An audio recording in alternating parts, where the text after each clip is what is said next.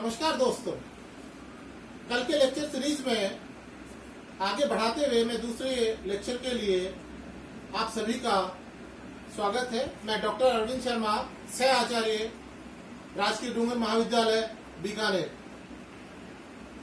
जैसे मैं कल लेक्चर में चर्चा कर रहा था कि पुस्तक का चयन बहुत महत्वपूर्ण होता है।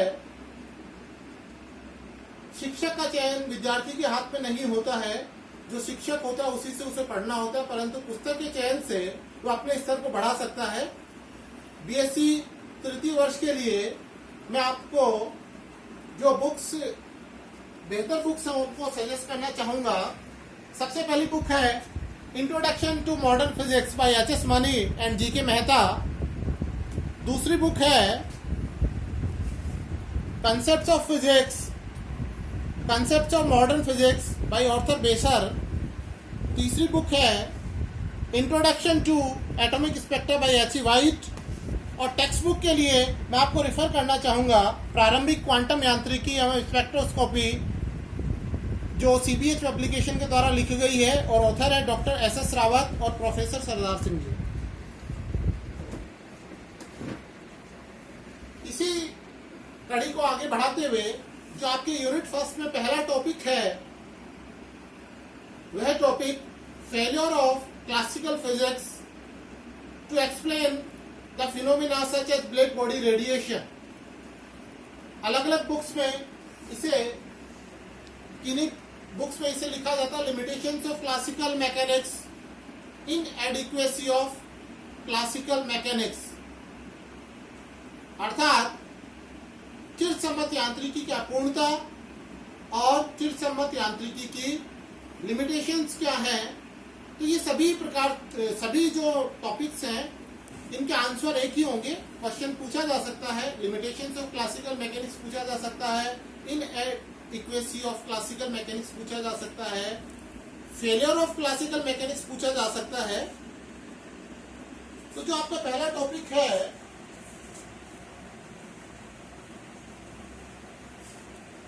inadequacy of classical mechanics or physics।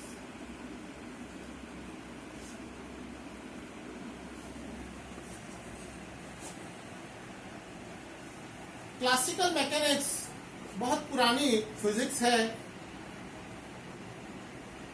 जब 19वीं शताब्दी का अंत और 20वीं शताब्दी का चतुर्थांश जब शुरू हुआ, उस समय कुछ ऐसे प्रयोग आए जिन्हें हम चिरसम्मत यांत्रिकी के नियमों के द्वारा नहीं समझा पा रहे थे। इससे पूर्व जो फिजिक्स थी, जो भौतिकी का ज्ञान था, तो वैज्ञानिकों को ये भ्रम हो चुका था कि जितने भी नेचुरल फिनोमेना हैं, जो प्रायोगिक, जो भी भौतिक शास्त्र के प्रयोग हैं और उनके परिणाम हैं, उन्हें वहां तक जो ज्ञात भौतिकी है उसके द्वारा समझाया जा सकता है। फॉर एग्जाम्पल, यदि किसी कण गतिकी से रिलेटेड कोई प्रॉब्लम होती थी, तो कण से रिलेटेड जो भी प्रॉब्लम थी, पार्टिकल से रिलेटेड, वो न्यूटन के द्वारा सॉल्व हो जाती थी, या न्यूटन के कंसेप्ट के द्वारा सॉल्व हो जाती थी। इसी प्रकार से जो इलेक्ट्रोमैग्नेटिज्म की बात करें अपन, electromagnetism, that means if there is some problems about light, electricity, magnetism, इसके लिए Maxwell equations,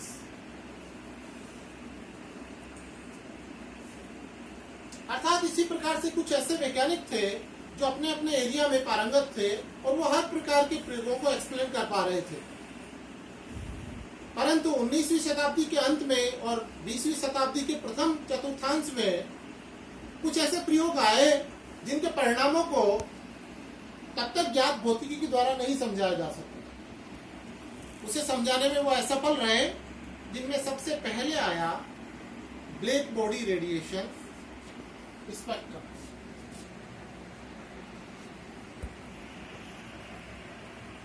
black body radiation spectrum. इसी कड़ी में जो अगले प्रयोग थे जिसमें फोटोइलेक्ट्रिक इफेक्ट,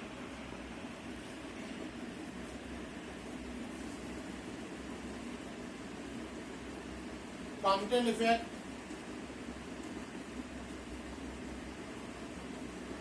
ये तीनों चीजें तीनों में से दो चीजें आगे आपके इसी टॉपिक्स में है, जिसमें फोटोइलेक्ट्रिक इफेक्ट और कॉम्पटन इफेक्ट को अपन पूरा पढ़ेंगे। ये दोनों बड़े क्वेश्चन आपके आ सकते हैं। इसी कड़ी में रामन इफेक्ट,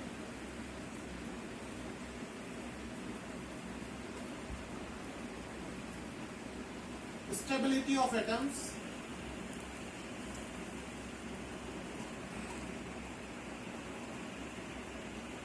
specific heat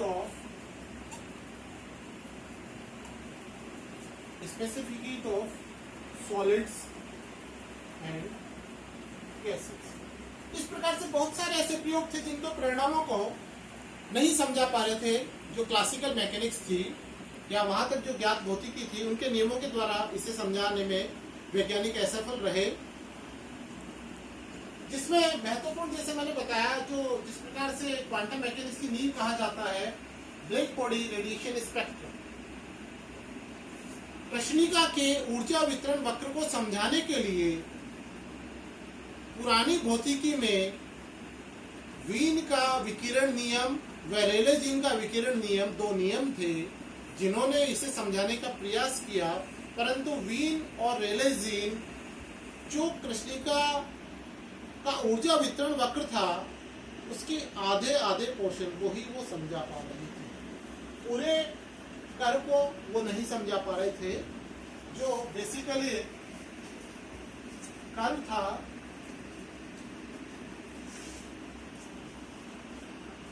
किसी भी कैविटी क्वार्टर से जो उत्पन्न विकिरण है, उनकी स्पेक्ट्रमी ऊर्जा क्षमता और ऊर्जा घनत्व, इसका वेरिएशन देखा गया तरंगदैर्ध्य और आवृत्ति के साथ।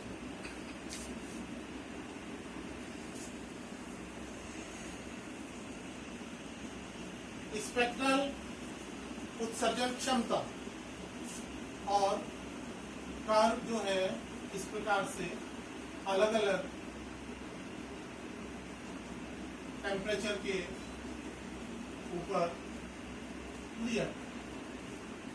सेम कर्व जो है, ऊर्जा घनत्व में भी ऐसा कैसा कर्व आता है, अर्थात ये कर्व जो है ई लैम्डा और यू लैम्डा।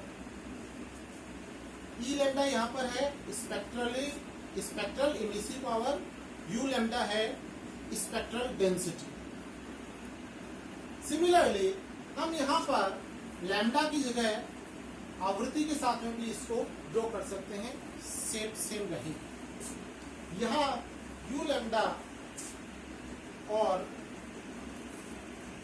ई लैम्डा में ये रिलेशन होता है, u lambda equal to 4/c e lambda, अर्थात जैसा कर्व आपका यू लैम्डा का आएगा वैसा वैसा ई लैम्डा का। तो इस कर्व में हम देख रहे हैं कि जब विकिरण की स्पेक्ट्रमी क्षमता और ऊर्जा घनत्व को अपन देखें, तो यहाँ पर प्रारंभ में ये लैम्डा के साथ बढ़ता है और एक पीक आने के बाद में ये कम होने लगता है। जहाँ पीक आता है उस तरंगदैर्ध्य को लैम्डा एम कहा जाता है। विद्यार्थी यह नोट करें, जिस वेवलेंथ, जिस तरंगदैर्ध्य पे ई लैम्डा और यू लैम्डा का अधिकतम मान होता है, वह तरंगदैर्ध्य लैम्डा एम कहलाता है। यहाँ पर यदि हम तापमान में परिवर्तन करते हैं, तो यहाँ पर अगर हम देखें तो इसके साथ में जो पीक है वो लेफ्ट हैंड साइड पे शिफ्ट होगी। इस प्रकार से ये जो स्पेक्ट्रल कृष्णिका का स्पेक्ट्रल एनर्जी डिस्ट्रीब्यूशन कर्व था, जिसमें हमने ई लैम्डा व यू लैम्डा के साथ में लैम्डा व न्यू दोनों के साथ में हम ड्रॉ कर सकते हैं। इस कर्व को समझाने के लिए रेलेजीन और वीन ने प्रयास किया। वीन आधे कर्व को समझा पाया और रेलेजीन भी आधे कर्व को समझा पाया। पूर्ण कर्व को समझाने में वो असफल रहे। इसके पश्चात मैक्स प्लांक ने एक नया कंसेप्ट दिया। मैक्स प्लांक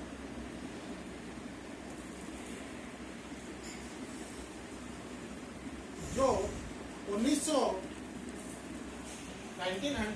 सेंचुरी में आए और इनका जो कंसेप्ट था कि जो कृष्णिका होती है वो अलग अलग परमाणुओं से बनी होती है और प्रत्येक परमाणु के द्वारा ऊर्जा का उत्सर्जन और अवशोषण सतत नहीं होकर विविध होता है।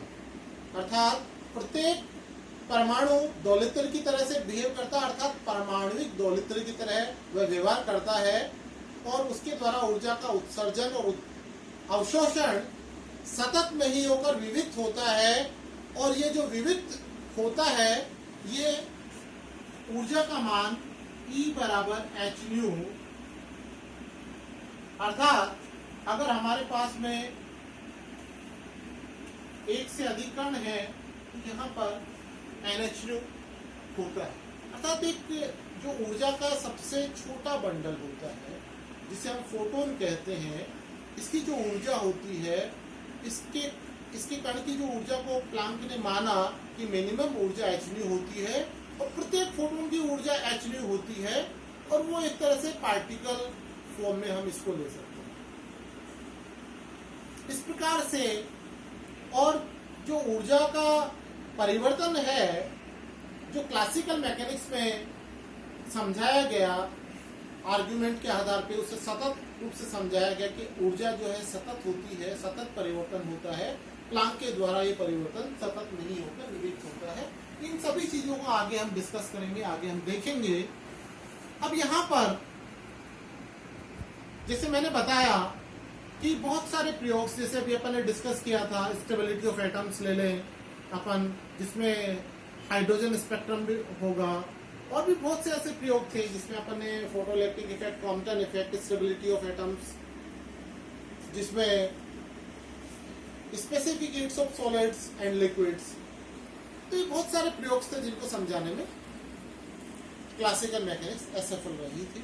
अब यहाँ पे हमारा जो पहला क्वेश्चन है, failure of classical mechanics, inadequacy of classical mechanics. इसमें जाने से पहले मैं आपको वीन का नियम और रेलेजीन का नियम थोड़ा सा शॉर्ट में आपको बताऊंगा जिससे आपको ये चीज समझ में आए।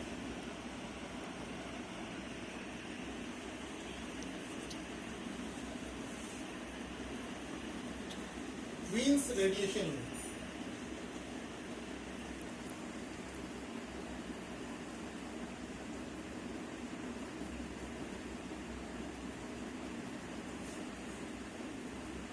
वीन के द्वारा ये बताया गया कि जो भी कोटर, केवीची या कृष्णिका अगर अपन लेते हैं उसके द्वारा जो ऊर्जा का उत्सर्जन होता है, अर्थात जो हम विकिरण का उत्सर्जन होगा, वो विकिरण का उत्सर्जन दो सिद्धांतों पर काम करता है।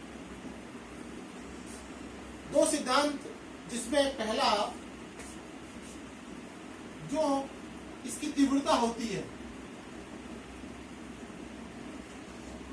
वह तीव्रता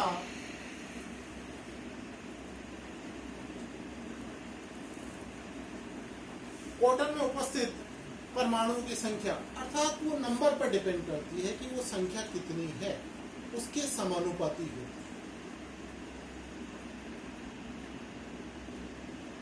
दूसरा जो इसमें कंसेप्ट था कि जो उसकी ऊर्जा है क्वार्टर में, दोलकों की जो ऊर्जा है, ऊर्जा आवृत्ति के समानुपाती,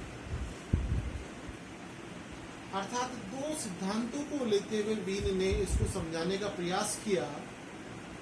मुख्य रूप से वीन का जो नियम था, किसी निश्चित ताप पर लैम्डा व लैम्डा प्लस डी लैम्डा के मध्य किसी भी कोटर केविटी के द्वारा जो विकिरण की स्पेक्ट्रल इमिसिव पावर, स्पेक्ट्रमी उत्सर्जन क्षमता है, उसका जो फॉर्मूला होता है E lambda d lambda equal to a upon lambda 5 E raise to minus a upon lambda T T. यह फॉर कांस्टेंट निश्चित ताप पर यह होता है। ये वीन का रेडिएशन लॉ है और इस नियम को में जब ये कांस्टेंट जो पार्ट था, एक्चुअल में ये constant part F lambda T लिया जाता है और इस एफ लैम्डा टी का जो मान है वह मैक्सवेल बोल्ट्जमान डिस्ट्रीब्यूशन कर्व का ब्लैक बॉडी रेडिएशन कर्व से कंपैरिजन कर इस कांस्टेंट को निकाला जाता है। हमारा जो मुख्य उद्देश्य यहाँ पर है, यहाँ ये देखना है कि यहाँ पर आप ये देख रहे हैं ई लैम्डा लैम्डा 5 के इनवर्सली प्रोपोर्शनल। वीन के नियम में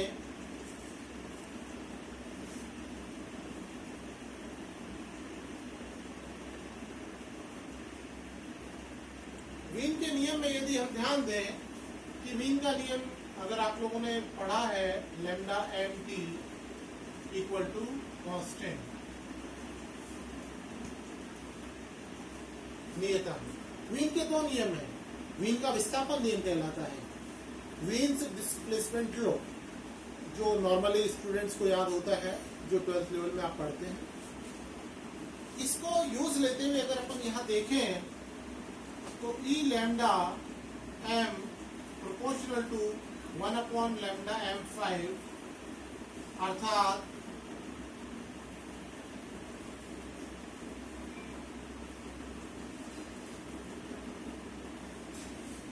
ई लैम्डा एम टी की पावर 5 के प्रोपोर्शनल होता है। एक बहुत महत्वपूर्ण क्वेश्चन है जो कॉम्पिटिटिव एग्जाम में पूछा जाता है। नॉर्मली आप लोगों को याद होता है Stefan's Boltzmann law, E equal to sigma T4 और student E proportional to T4 कर देता है। परंतु ये जो प्रश्न है, ये जो क्वेश्चन है E लैम्डा M, अर्थात आपकी जो स्पेक्ट्रल इमिसिव पावर, स्पेक्ट्रमी ऊर्जा क्षमता का वह मान जो लैम्डा M तरंगदैर्ध्य वेवलेंथ पर है, दैट मीन्स लैम्डा M पे जो अधिकतम ई लैम्डा का मान होता है वो ई लैम्डा एम पॉइंट होता है, जो टी की पावर 5 अर्थात E lambda proportional T raise to 5 होता है। इस नियम के आधार पर जब इसको ब्लैक बॉडी रेडिएशन कर्व को समझाने की कोशिश की गई तो रिजल्ट्स में देखा गया कि वीन का नियम, वीन्स लॉ शॉर्टर वेवलेंथ के लिए तो लागू होता है, शॉर्टर वेवलेंथ और अल्ट्रा वायलेट। जब इस कर्व को देखा और इस कर्व को बनाया गया इस नियम के आधार पर, तो ये देखा गया कि ये जो कर्व है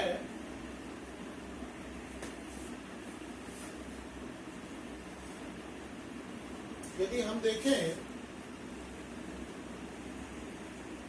lambda E lambda oblique you lambda, ये कर्व आपके इस प्रकार से किसी भी कांस्टेंट टेम्परेचर। अब यदि हम इसे देखें शॉर्टर वेवलेंथ के लिए लागू होता है, एक बार सिर्फ लैम्डा लेते हैं शॉर्टर वेवलेंथ के लिए, अर्थात कि शॉर्टर वेवलेंथ वाला जो कर्व है वो सही आता है।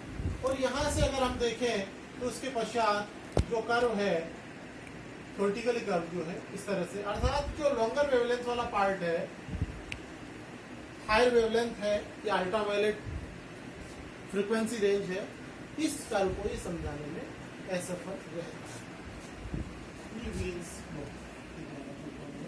और एक्चुअल कर्व का इसी प्रकार से जो अगला नियम है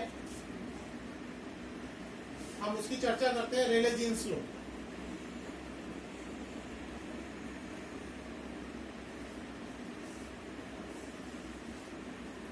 रेले जीन्स रेडिएशन लॉ।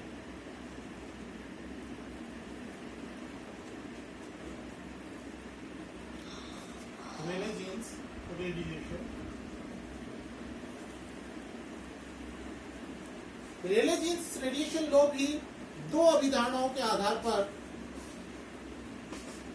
बताया गया है, जिसमें पहली अभिधारणा है किसी भी कृष्णिका में जो दोलित्र होते हैं उनके द्वारा ऊर्जा का उत्सर्जन, विकिरण का उत्सर्जन उसी प्रकार से होता है जैसा किसी घनाकार कोटि केविटी। जो हम बार बार केविटी लेते हैं यहाँ पर, वो केविटी एक नॉर्मली जो ली जाती है, किसी भी कोटर और केविटी के द्वारा जो विद्युत चुंबकीय तरंगों का उत्सर्जन होता है उसी प्रकार से विकिरण का उत्सर्जन होता है। घनाकार केविटी जो कोटर होता है उसमें अप्रगामी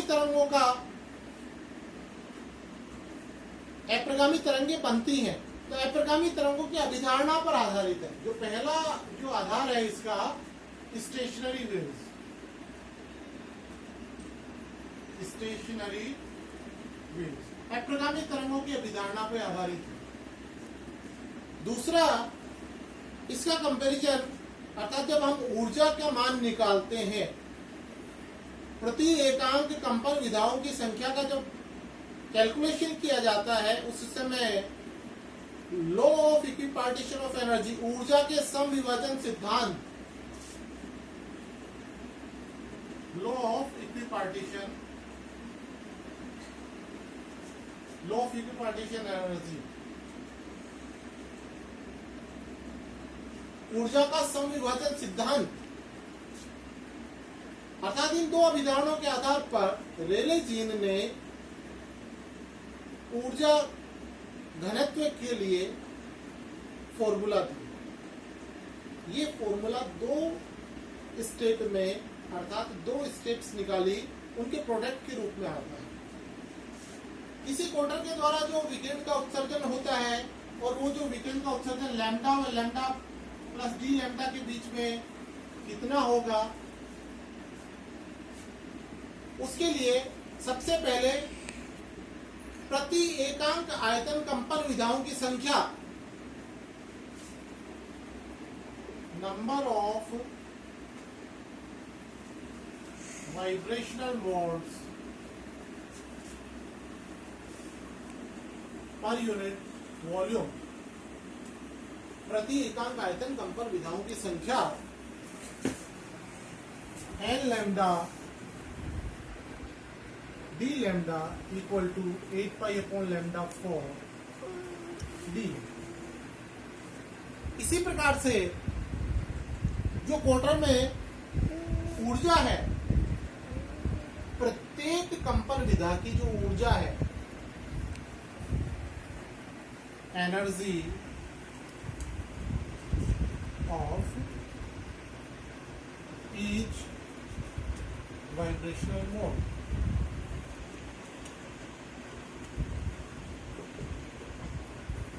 ये केटी के बराबर होता है। ये होता है केटी के बराबर। इन दोनों फॉर्मूलों से जो लैम्डा और लैम्डा प्लस डी लैम्डा के बीच में जो आपके ऊर्जा घनत्व है, ये आ जाता है u lambda d lambda equal to 8 pi upon lambda 4 into k T D.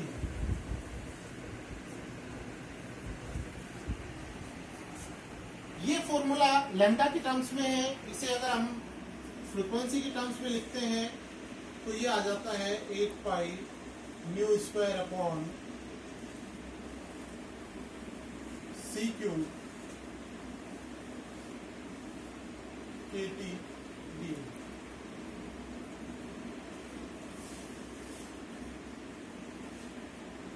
अब यहाँ जो नियम रेले जी ने दिया, जो फॉर्मूला निकाला, इससे ब्लैक बॉडी रेडिएशन कर्व को एक्सप्लेन करने की कोशिश की गई। जब ये प्रयास किया गया उसमें ये देखा गया कि जो कर्व था, इस कर्व में रेलेजीन का नियम जो है वो लॉन्गर वेवलेंथ के लिए तो लागू होता है,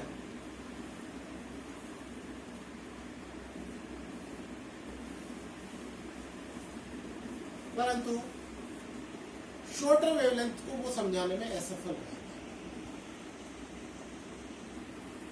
इसको अगर अपन यहां देखें, इसका एक और explanation u nu proportional to nu square होता है। u nu proportional to nu square होता है। तो जैसे जैसे न्यू इंक्रीज होगा u न्यू भी इंक्रीज होगा, अर्थात u nu becomes infinity if mu becomes infinity। अर्थात जैसे जैसे आवृत्ति बढ़ती जाएगी वैसे वैसे स्पेक्ट्रम की क्षमता, स्पेक्ट्रम में जो ऊर्जा घनत्व है वो अनंत तक चला जाएगा, जो कि फिजिकली एक्सेप्टेबल नहीं है। ये असंभव परिणाम है। इसको कहा जाता है अल्ट्रावायलेट कैटास्ट्रॉफ, पराबैंगनी विपद, पराबैंगनी विपद, अल्ट्रावायलेट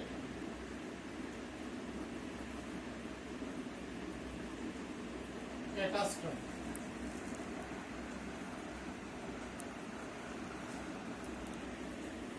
अर्थात जो रेलेजीन का नियम है, रेलेजीन का रेडिएशन नियम है, वह पराबैंगनी क्षेत्र में जो परिणाम आया इसका वो समझाने में असफल है।